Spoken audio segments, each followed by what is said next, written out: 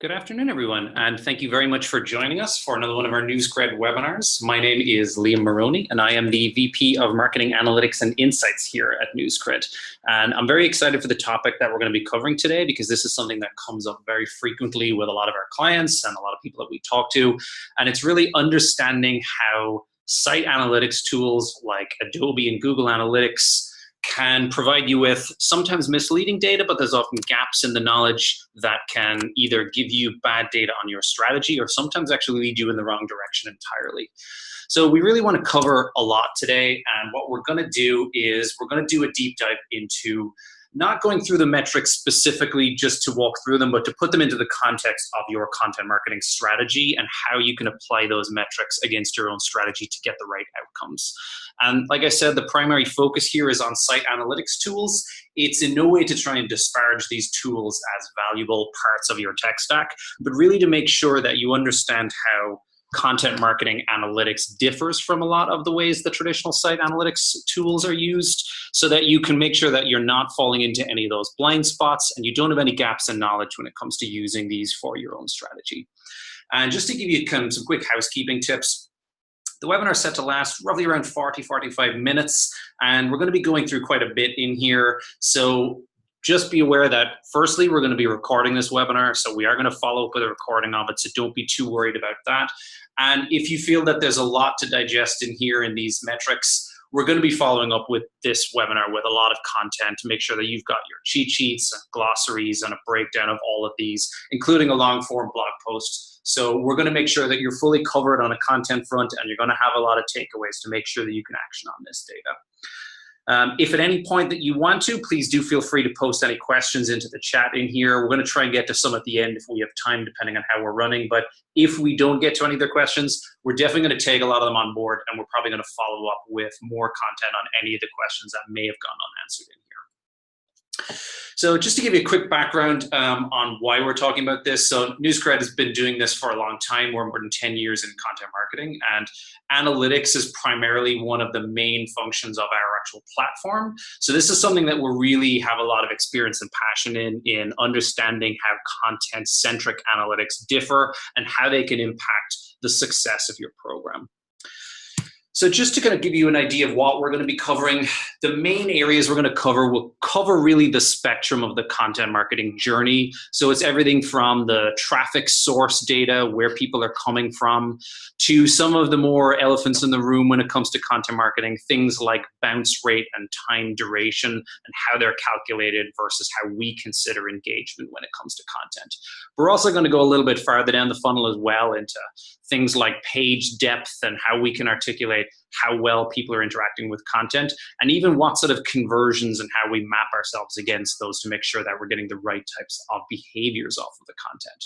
So it's really going to cover through the entire journey. And to make this as usable as possible, we really didn't want to just walk through a large glossary of terms. So I was going to put this into the context of an actual content marketing journey itself. So this is how we actually approach it when we work with a client. We have our own methodology that we map all of this against to make sure that across that entire spectrum, we have got all of the right pieces in place. So just before I dive into the actual metrics, I wanted to just take a couple of minutes to actually just walk through our methodology so you can really understand how we're approaching this, and it'll hopefully make everything a lot clearer as we go through it. So really, we see 5 major components to a successful content marketing program, and unsurprisingly, it starts with strategy. And strategy here is really making sure that we have a documented strategy so we know what the goals of the program are, and also how we're going to be able to determine what success looks like from this program. And from that, that's where we start to leapfrog into a lot of the metrics that we're going to talk about today. The first and obvious being traffic, which is making sure that people see our content, making sure that the right people are seeing it, and make sure we understand what's driving that so we can influence it and increase it. Obviously, traffic alone isn't enough, so we want to make sure we're measuring things from an engagement point of view. So understanding what types of metrics indicate that our content is resonating with people, that people are digesting it, they're consuming it, that they're clearly coming back for more of it. And then from there, it's really making sure that we can map it to some specific action that they're taking. So content, traffic, and engagement alone is not enough. We want to make sure we have something that shows that there's intent, that we're driving them towards some specific action that has business value. And these can exist across the entire buyer journey. And then lastly, and often most complexly, is how can we map all of this back to some form of monetization? How can we correlate those actions with some business outcome and really show that this program has an actual ROI or a real return on what we're putting into it? For today, though, what we're really going to be focusing on is these three in the middle, because these are really where a lot of those metrics that we deal with exist. So we're going to cover through the span of these in exactly this order, just so you can see how when we're approaching a content marketing program, we're looking at it through this specific lens. So that's just the way that we approach it. Without further ado, we may as well jump directly into the actual metrics themselves. So logically, actually before I do, the one thing I just did want to touch on is when I talk about strategy, metrics is a component of that strategy. What we're talking about when we're documenting a content strategy is to make sure that we've actually outlined what that journey looks like, not just from a content point of view, but also from a conversion point of view. So this is really making sure that in addition to having content across the entire buyer journey, we do understand what all of those conversions along the buyer journey look like, and more importantly, that we have the right types of KPIs to measure it. We're going to go into this a bit more in detail at the very end, but just to put it into perspective, all of the things we're going to talk about today really connect back to making sure that our strategy incorporates all of the right measurements. So starting with traffic, which luckily is probably one of the more aligned areas when it comes to the site analytics tools. I think it's the way we're thinking about it, we can split it into four main areas. The first being traffic sources, which we're going to go into, which is really how are people getting to our content, what are the ways that they're coming to it, and how can we articulate that into a strategy. But also looking at geographic and demographic information to make sure that we are talking to the right people in the right areas and that our content is actually finding the audience that we want it to find. And then one of the other areas we're going to touch on is loyalty, which is really about, are we getting people to come back to our content? Are we driving the types of behaviors that keep them engaged and continue a content journey? And this is important because content marketing is not a direct response campaign. It really involves multiple touches, multiple visits. So we really want to make sure we're looking at that view as well to see, are we continuing that journey? Jumping into the first one, when we talk about traffic sources, I think intuitively, everyone here is going to think about, where is it coming from? Is it organic? Is it direct? Is it social? Is it email? And that's definitely important. Where content traffic comes from matters, because we want to be able to understand how we can control it. We want to make sure that it's sustainable. We want to make sure we have the right mix. But one thing that I want to walk through is the difference between content from a landing page perspective and from a middle of the journey perspective. And I'm going to jump into an instance of Google Analytics to show this, but just to make sure that this is clear, what I'm talking about is, as a landing page, when we're looking to analyze our program, we're looking to see, where in the journey did this content take place? How often was it that first touch point where when they entered onto your site, it was the page they entered through, versus was it a page that they entered in some other way through the home page and found their way to that content? And neither situation is good nor bad, but it is important to take into account when we're actually doing some of our analysis. And I want to give you an example of what that looks like. So I'm going to switch gears quickly here, and I'm actually going to go into a standard untouched version of Google Analytics that we use really as a sandbox. So nothing's been augmented. This is very much out of the box analytics from Google 360. And this is covering across the entire website for NewsCred. And what I want to try and show you is I want to do an analysis on a particular piece of content, and I want to show you how that nuance between landing pages and middle of the journey makes a big difference. So just for anyone who may not be familiar with Google Analytics, it's not going to be too important here to understand how we got to these pieces of information, more about what the value of that information was, because you may well be using Adobe Analytics in your stack. But quick orientation, there's really four main components to Google Analytics. There's audience, which is who's coming to our website. There's acquisition, which is how they're finding their way to the site. There's behavior, which is all of the things they do once they've arrived. And then conversions are those actions and goals and success metrics that we talked about earlier on. So I'm going to drill into the behavior section, and I'm going to look at all of the web pages that are inside in here. And I'm going to walk through this in the longest way around possible, but this is really to show you if we were to try and do an analysis of traffic, here's sort of the process by which we do it. So the first thing when we look in here is you'll notice that throughout here, there's lots of pages that are clearly not content. A lot of these are the rest of our homepage, our careers, our about, our product pages. So one thing that I always encourage people to do is to make sure that you create a custom segment that isolates all of your content pages. And depending on how your site is set up, this is usually relatively easy. To show you here, what we're doing is our content lives under the subdomain of insights.newscred.com. So we're really just creating a segment that isolates that entire section of the site and disregards everything else. And when we do that, what we're left with is all of that noise of all of those other sections are removed, and you're getting a much more sanitized and isolated view of your content itself. And I'll show you what the value of this is here first. So what we're going to look at is we're going to do an analysis of one of our better performing pieces. And here we see our top 50. This is one of our high value pieces, is one of the stronger performers, driving a pretty significant amount of the traffic. So I want to just get a sense of what is causing that. Where is it coming from? Is there anything that we need to know about it? And if I drill into it, what you're going to notice here, if I look at it over weeks, just to make it easier, is recently we saw a bit of a dip. And I want to try and get to the root of exactly what it was that caused that, and is there something I can do to remedy that, or even be able to articulate what happened. So the first logical question that you would ask here is, well, where did all the traffic to this one piece come from? So here I'm just going to add a dimension just to show you the channel groupings. And when I apply this, what we're going to see is here in this column are all of the different major channel groupings that are driving traffic to this one individual blog post. And the thing that you're going to notice here is that a significant amount of the traffic is actually coming from organic. Now, for us, this is great. This is exactly what we hoped would be the case. We've built this post around a lot of data ideation, so this is a good outcome for us. Now, that means that the majority of the traffic is coming from organic. So is that impacting what happened here? If I plot the organic traffic against the entire traffic, we do see that this orange line is all of that organic traffic, and it definitely looks like it's the main culprit. Something obviously happened on an organic point of view that caused a bit of a dip in that traffic. Now, this is where I want to switch gears and talk about the difference between where it was in the journey, whether it was a landing page or whether it was not.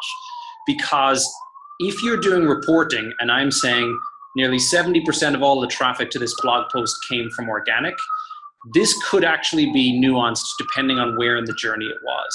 So what I'm actually going to do is I'm going to change the view here, and I'm going to show you, when we look at it from a landing page point of view, this data is now showing me of all traffic that went to this blog post, which was the landing page that drove it to it.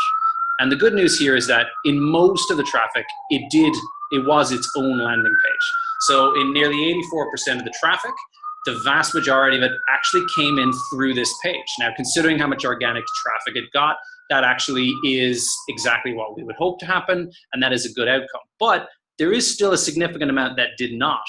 There is still nearly 4% that came through the homepage and then found their way through it because we have pretty prominent calls to action that lead to it. And like I said, this is neither good nor bad, but where it makes a difference is if I now add back in that view for the groupings of channels that drove towards it. So now what I'm looking at here is, again, everything that went to this blog post, how much of it was organic traffic that started with this as a landing page, and now we suddenly have about 2,000 fewer page views that drove to this as a landing page. So there's a lot to digest in there. Just to kind of bring you back to here, I want to show you what that actually means.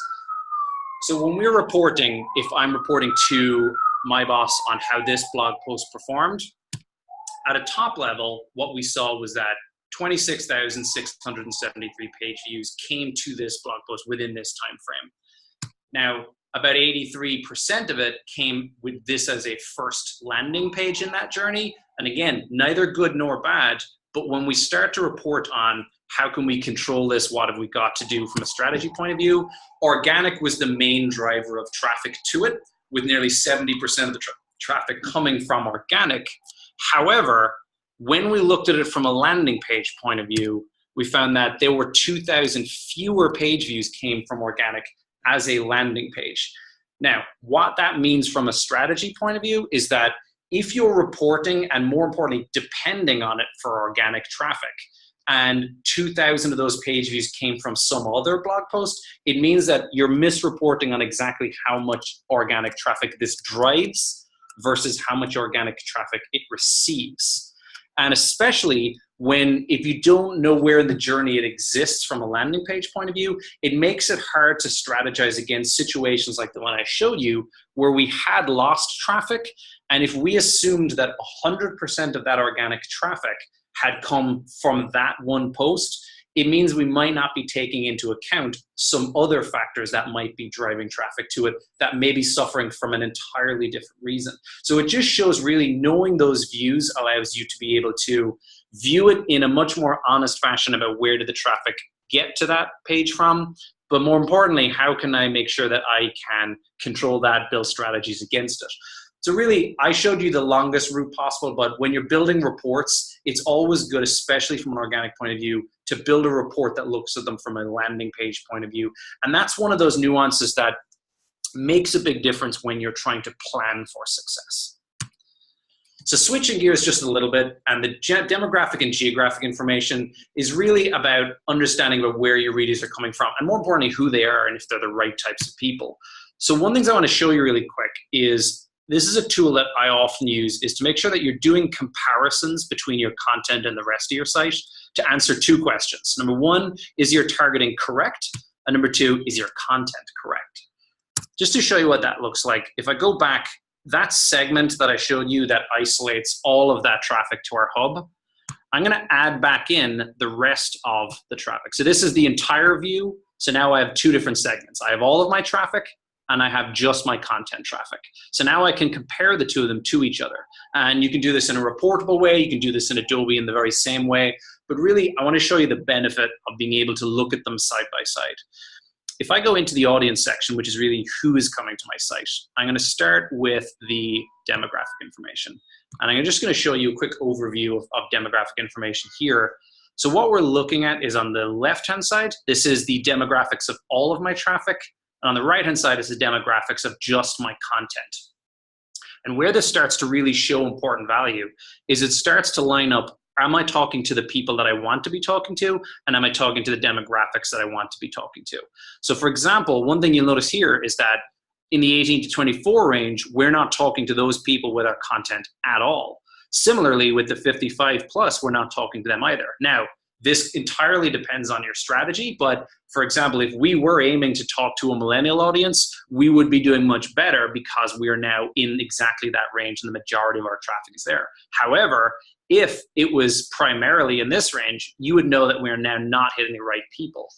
This can obviously be controlled a lot depending on if you're using social, if you're doing targeting, but it's a good way to gut check, especially if you're relying on organic traffic, to make sure, because there's very little quality control you can do on organic, but at least it can tell you if those keywords that you've been driving traffic from are coming from the right people. Similarly, on a gender level, you can see that. You can even get much more granular depending on the tools that you're using. It doesn't necessarily have to be a view in here. You could be using third-party tools, but having that view to make sure that you're reaching the right or wrong people is very valuable. Similarly, from a geographic point of view, we can do another view that will show us, are we talking to people within the right areas?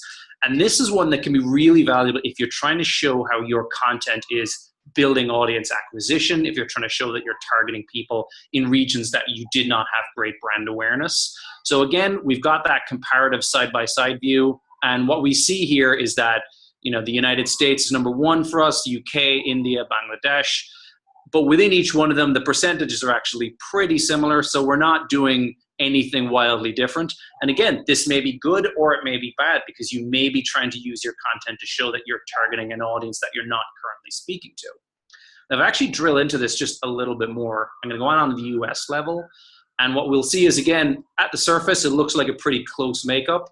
When you start to get a little bit more granular, what we notice here is that our content is talking to a higher percentage of people in California than the rest of our site is. Conversely, we're talking to a lesser percentage in New York than we are with the rest of our site.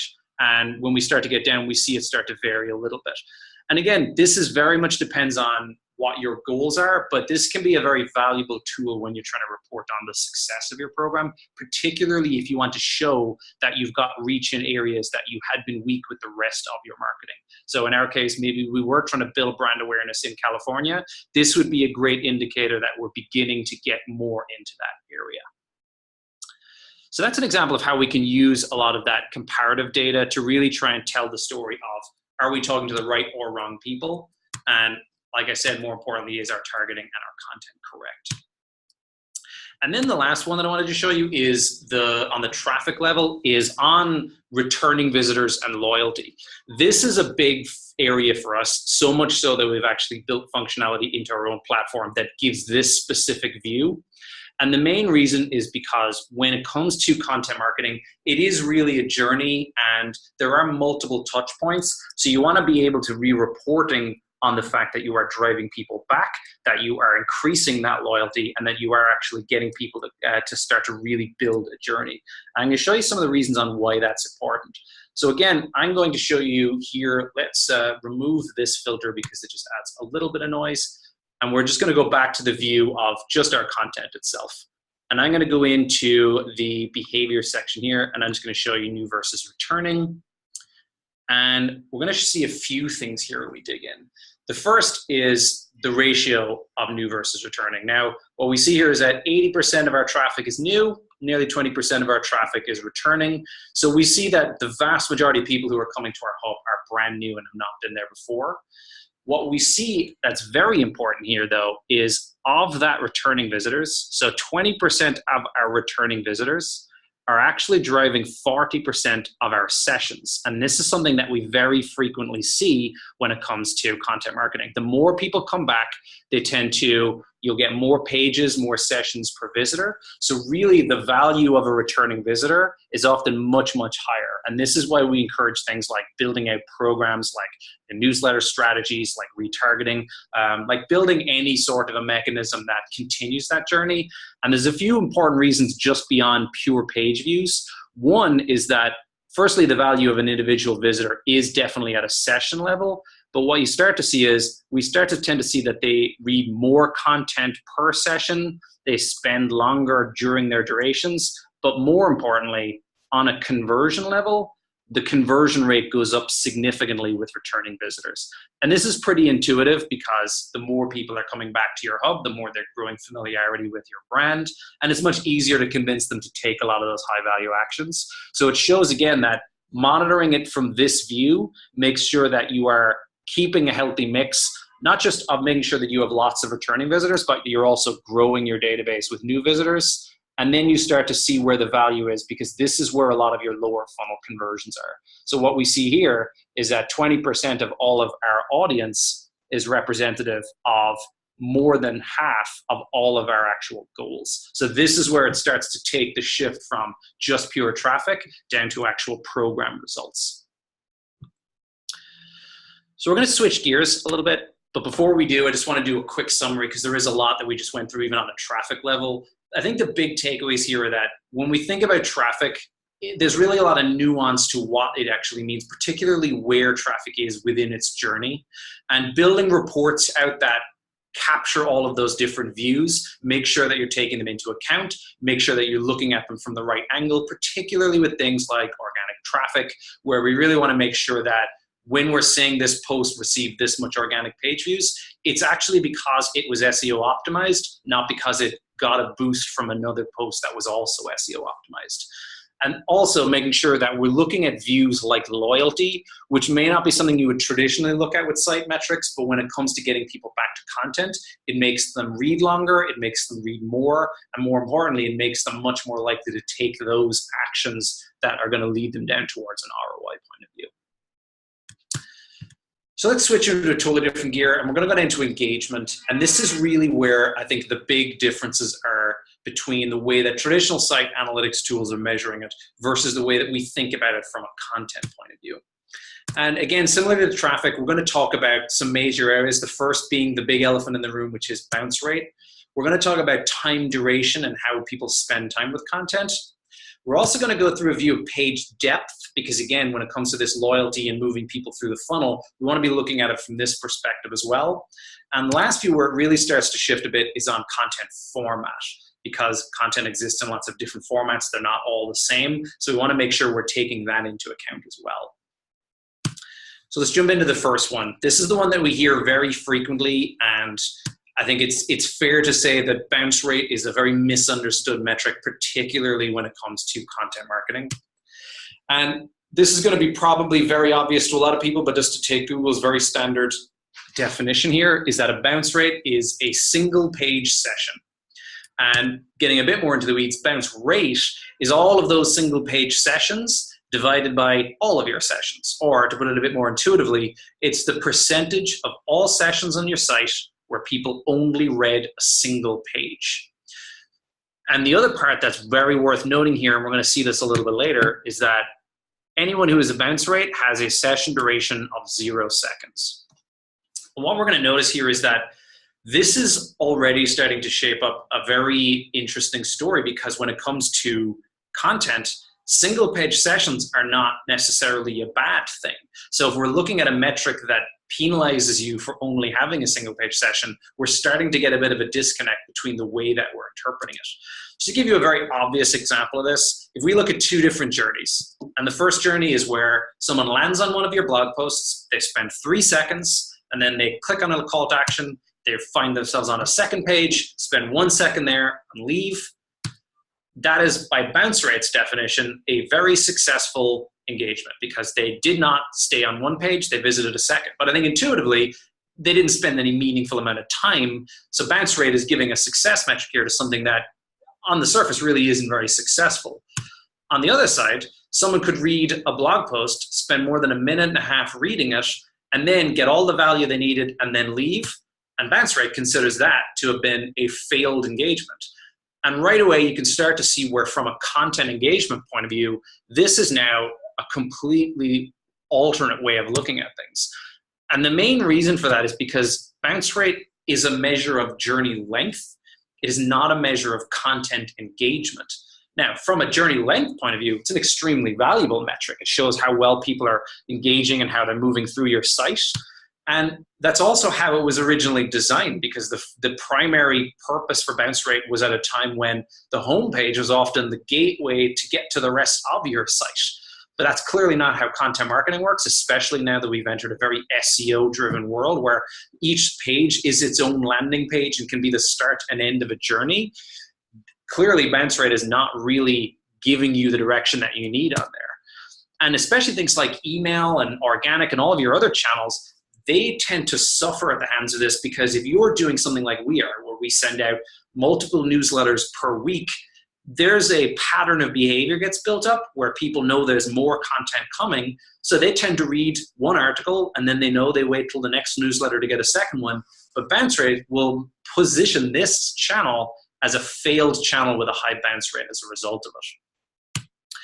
Now, there are some ways to get around this. One way that we see very often is by using events. And this is, there's different versions of them. You can trigger them using either Google Tag Manager or the Dynamic Tag Manager in Adobe. But events, and I won't go into too much detail on them, but effectively they really are just events that get fired into your analytics based off of specific things that happen. Now, lots of examples of this would be if someone were to click on a call to action, you could trigger an event. But there's different versions. There are time duration, there are the depth of page. You could be as granular as you want with these. But when an event gets triggered on a page, it overrides the bounce rate. So what this means is if someone is reading on a page and they, for example, clicked on an element, submitted a form, the bounce rate is going to become 0%, even if that's the only page that they visit. So the way that we frequently see people using this is using the time duration. So for example, if you decided, like in the view on the left, that 15 seconds was the cutoff point that you thought, as long as someone spends 15 seconds with the content, I consider them to have been engaged with my content. You can create events that wait until that time comes up, then it triggers an event, and as long as you've set them up in a way that that little green box in the corner highlights that it is designed to impact the bounce rate, what you're going to do is it's going to overwrite it, and any of those pages, even if they only have one page in their session, will have a bounce rate of 0. And then that gives you the ability then to make sure that all of those additional single page views that you know have spent a specific amount of time get credit, and then your bounce rate goes down. Now, the thing to be wary of this, though, is that unfortunately, if you are using Google as your view, or some of the more default metrics in Adobe, if you take this action and you manage to get the bounce rate to go down to 0, it isn't going to have any impact on the session duration metrics or the time spent metrics. And I'm going to explain why that is, because this is something that is a little bit convoluted, but it's going to make sense, and it has a big impact on the way that you're reporting on engagement. So just to go back to our hypothetical scenarios. First scenario, someone comes and they spend 10 seconds with the content. They spend 1 second here on the second page. Now, intuitively, you would say that this person spent 11 seconds as their session duration. What I'm going to show you in a second is if you're using Google Analytics, that's not true. They actually only spent 10 seconds. This may not make any sense, but it will in a minute. More importantly, though, if you do use those events and you manage to override the bounce rate on that single page view we mentioned earlier, you have a session duration of 0, which is going to be problematic. So I'm going to explain why, especially with that top one, of why that 10 seconds occurs. So the way that Google measures session duration and average time on page is actually based off of timestamps and not off of seconds that have accrued, which is how Adobe does it. So the way it works is I land on a blog post and I log at 10 o'clock exactly, and then I spend 5 minutes on that page and I move on to a second page. Now my new timestamp on that page is 10:05. I spend 5 minutes with that page and I visit a third, and now my new timestamp is 10:10. Now, I leave then after 5 minutes on that page, and now my timestamp of exit is 10:15. So I think it's very easy to see that you spent 5 minutes on each one of those pages, so the time spent, and therefore the session duration, should be 15 minutes. However, that's not actually how Google calculates it. The way it calculates it is based off of the timestamps of everything except when you left the site. It's only when you entered each page. So it's looking at what time you entered the first page and what time you entered the last page, and then it subtracts the two of them from each other to give you a session duration of 10 minutes. So that means that last page that we visited, it didn't matter that we spent 5 minutes there. We get no credit for it. It's not taken into account, and it's not part of the session duration. Now, where this can become very problematic is the way the time on page is calculated. So in this case, let's say on that last page where you entered at 10:10, let's say you spent 20 minutes on it. And that would mean that you would expect that when you look back on the average time on page, you would get a pretty significant amount. But the truth is, it's not taking that number into account at all. It's only taking into account those first 3 numbers, which means that your average time on page is actually 5 minutes. So you actually, if you happen to be the last page in a session, that page gets no credit, and therefore it can actually appear to be much less successful than it does. There are some ways to get around this, especially in Google. Again, if events become your friends again, you can set up those duration events as well to be in specific time ranges, where anyone who spends 0 to 10 seconds trigger an event, anyone who spends more than 10 seconds trigger a different type of event. And you can start to build reports against each page where you can start to see how much the page spent with each. Adobe Analytics, luckily, is more usable than this, and they do have a lot more granularity. If you are using the standard metrics in a report in Adobe Analytics, the same problem is going to be true as with Google, where it's going to show you total seconds spent, and it's going to remove any of those visits that were bounced. So the same type of calculation falls in there as well. And actually, in the standard metrics for Adobe, the average time on page is no longer a metric that is one of the standard ones. The good news, though, is that if you are using and you have an advanced setup and you can use data warehouse, you can drill in at a much more granular level and using dimensions. And the good news there is that you're not subject to the same types of things that Google Analytics does, where each different page is a hit and you can see the seconds on each page. So if you have the time and you can build more advanced reporting, you're going to be able to get much better reporting from at least the time spent point of view when it comes to Adobe. So switching gears completely away from time, one thing I want to talk about is page depth. And page depth very often gets thought of as how far through the journey, how many pages per session, how many pages per visit. We tend not to think of it that way. And one of the real reasons is, especially when you look at all of those sessions where people are visiting just a single piece of content, it's really more important about how far through the content did they read versus how far through the site did they read. And that's a pretty significant difference between site analytics tools and content analytics tools, because it's a much stronger indicator of how good of the content it is. But more importantly, what we're going to talk about in a little bit is formats make a big difference. So content is not all the same length. You may have a post that is 250 words long versus one that's 2,500 words long. And if you're only looking at things like session duration and average time spent, those two are not going to be apples to apples, because you would expect one to have a longer than the other. So this is where factoring in an additional view, like how far down the page did people read, allows you to start to see it in much more of the context of the way you would expect people to read. So there are ways to do this. Again, events are a very valuable tool to do this. You can use the succession events in Adobe. You can use the triggered events from Tag Manager. But similar to duration, you can trigger events that appear at particular percentages of a page. So for example, what you're looking at here is the view of that top content marketing brands page that we showed earlier, but we've triggered an event to fire every time someone reaches 25% of the page, every time someone reads 50, 75, and 100, and you start to see that funnel view, that waterfall of where people are leaving the content.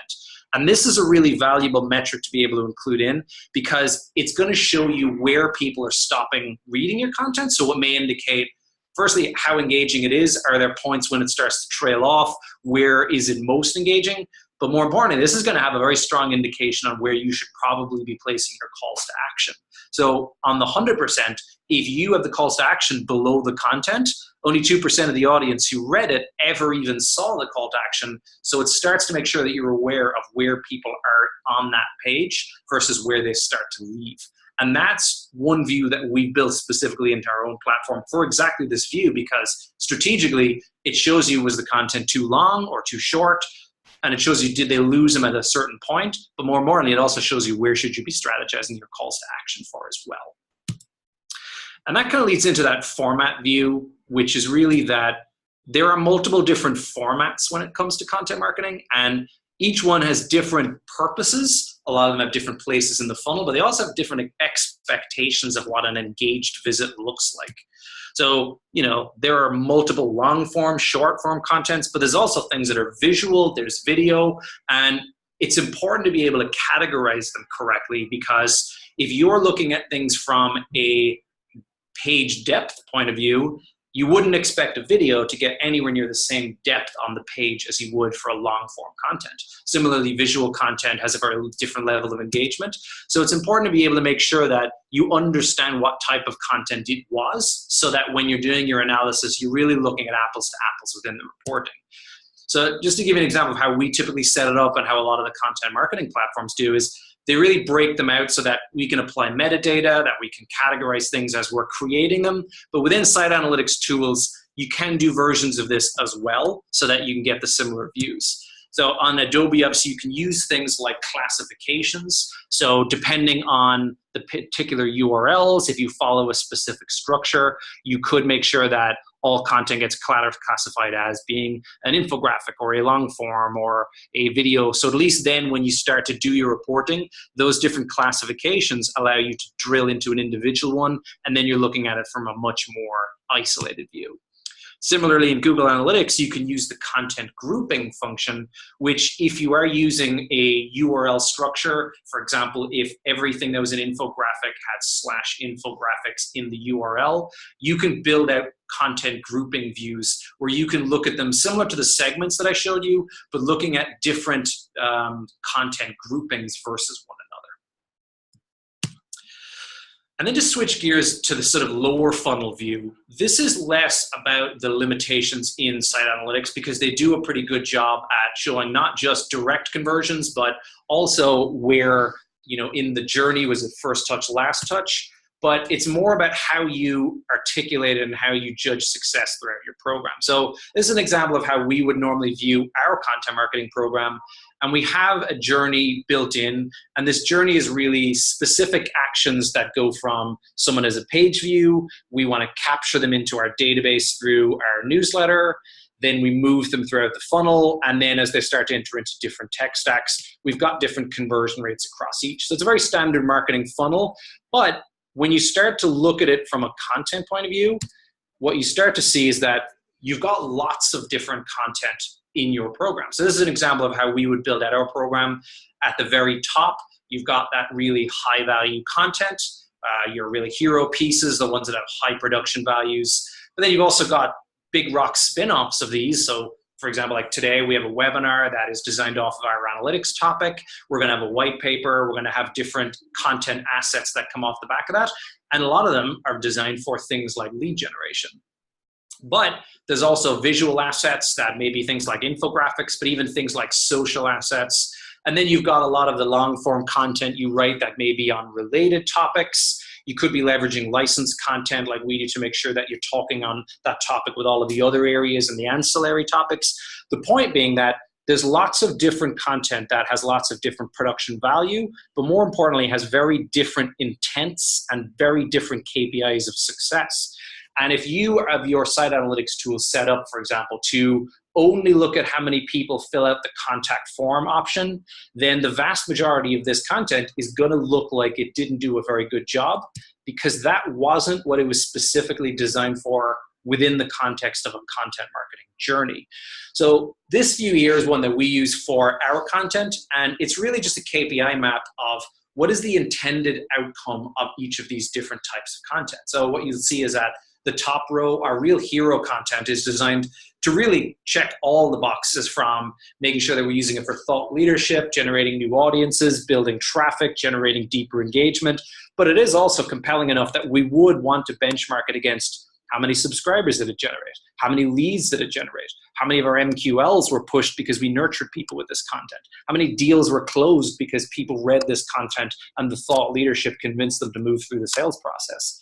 But as you start to move farther down that list and you start to get to that more small bite-sized content, like visual assets, like content that may be designed specifically for SEO, you have to start to look at what the intended goal of that content was and what your expected outcome would be, because otherwise you'll start to cut away things that may have a very valuable part of the journey. They might just be from deepening engagement. Some of them might be to generate new audiences. And it's important to use that categorization and to segment things correctly so that you're looking at it through this view. And more importantly, that you actually have a document in a way that accomplishes this. So what you're looking at here, this is a very busy slide, but this is a measurement framework that we use when we are going through the process with clients. And that methodology that I showed you at the start of the webinar, that is all of these metrics that we talked about today mapped into a specific journey. And the journey is taking into account on the first column what those KPIs are to make sure that we have all the right things being tracked throughout the process. And like I said, not just things like primary actions that are contact us form fills or requests for information, but things that are more micro conversions, like signing up to a newsletter, even clicking over to some of our higher value pieces of content. And then across the rest of this framework, it's really just detailing out what a full content marketing journey looks like from a KPI point of view, from the different tech stacks that you need to be able to record all of those, especially when you go down into things like marketing automations, CRMs, data warehouses, all of those different tools that start to add complexity. And then also making sure that you do have the right people who are able to surface back these metrics if and when you need them to be able to build a strategy. So this is really, I would encourage you to check this out on the website. We will send this as a follow-up, a link to it, but it's really to make sure that when you're building out your strategy, you are mapping it correctly so that all of your reporting becomes intuitive and follows through an entire journey. So we've covered an enormous amount here. And I know we've gone pretty in-depth on lots of different metrics. And like I said, we're going to follow up on much more bite-sized takeaways on each one of these, so you'll be able to read each one in isolation. But just to go through some real key takeaways here is, firstly, from a traffic point of view, Landing page and mid-journey, neither good nor bad, but are very important when it comes to articulating things like success from organic traffic, but also making sure you understand where in the journey this takes place, because that can really impact how you actually drive people towards it. Not all content is one brings them in on the first go. Some content is part of a later journey. Some content resonates much more with returning visitors. Knowing where in the journey that content takes place makes a really big difference. And if you're not taking them into account, organic traffic really can be easily misconstrued, and you could be giving way more credit to pages that received organic traffic versus pages that generated organic traffic. And like I said earlier, with those comparative demographic and geographic information, using those segments and comparing to the rest of your site is a very good way of seeing if you're hitting the right people, if you're visiting new people, where in your audience segment are you actually driving them to, so you can either course correct if it's wrong, or make sure that you're showing and getting credit for it if it is generating a brand new audience that the rest of your marketing isn't actually talking to. And then that loyalty metric at the end is really about making sure that you are tracking how often people are coming back. You understand what the value of a returning visitor is, not just from a page view standpoint, but from an engagement standpoint, from a conversion standpoint. So you can make sure that you are driving more of the most valuable people who are most likely to drive the ROI of your program. From an engagement point of view, bounce rate, again, is not a bad metric, but when it comes to quality of engagement, it's really not specifically designed for that. It is more of a visit length, how long and how deep into the site people visited. So time spent is definitely where you would want to look to, but make sure you're taking into account all of those caveats of how it's calculated, because of things like those session duration, not taking that final page on Google, or making sure that you're drilling into it in the right way. Understand how it matters and how you're articulating it, because it can give you completely unfair metrics if you're not in the right placement of the journey. And that depth is really a nice way, especially if you're using events, to track how far through content people get, so that you can really put it into the context of the depth of the content, the format of the content, and being able to categorize it as such, using those different segments and using those different reporting tools, means that at least you can look apples to apples and you can start to see your content as cleanly as possible by a format level. From a conversion point of view, like I said, it's really about making sure that when you are setting up all of your success goals, your conversion goals, that you have the right types of conversions that go through the entire journey, not just focusing on those lower value requests for information, contact us, add to cart type goals, but ones that move people throughout the journey. And making sure that your KPIs are mapping against the content type as well. So when you're going through your content strategy, make sure that you are mapping those different segments that you've created for the different formats against the type of goal you would expect to come out of it, because at least then you're judging everything by where in the journey it actually is supposed to generate results.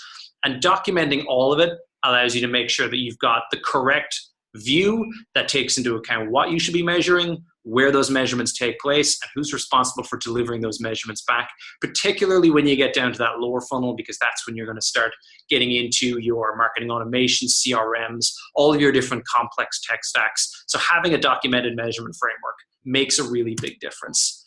And the last thing I would just say is, of course, do spend some time talking to us at NewsCred. We were recently voted a leader in the Gartner Quadrant, and for good reason, because a lot of what we've built out over the last few years is content-centric analytics functionality. So this is something that we're very knowledgeable about, but more importantly, we're extremely passionate about as well. So I would encourage you just to reach out to us, take a look at what we're actually offering, and see if it may fill in some of the gaps that you have in your own content platform and your strategy. And with that, I think we're very close on time. And I know I've talked an enormous amount, but I hope this was valuable. Like I said, we're going to be following up on this with lots more content. So if this was a bit overwhelming, if there's something that you wanted to try and remember, take a look at. We're going to be sending the recording very soon, but we're also going to have a blog post that's going to follow in short order that details this much more. And then look out for a lot more content that's going to be a lot more actionable. But with that, I will give everyone back a few minutes, and I really hope this was valuable.